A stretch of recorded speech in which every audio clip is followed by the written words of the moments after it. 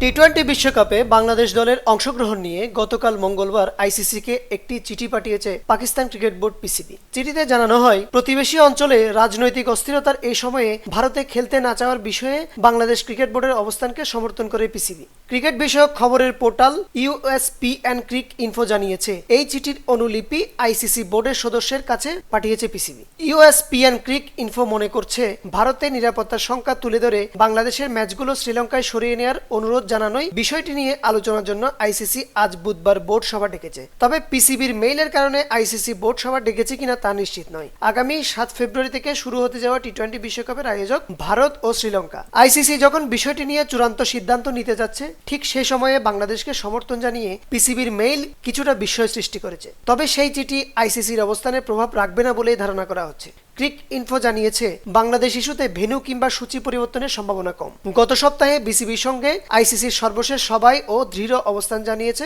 উভয় পক্ষ। বাংলাদেশের বিশ্বকাপ অংশগ্রহণ নিয়ে ধোঁয়াশা কাটাতে একাধিকবার বসলেও আইসিসি ও বিসিবি কেউই তাদের আগের অবস্থান থেকে নড়েনি। নিউজ ডেস্ক, দৈনিক পূর্বকোণ।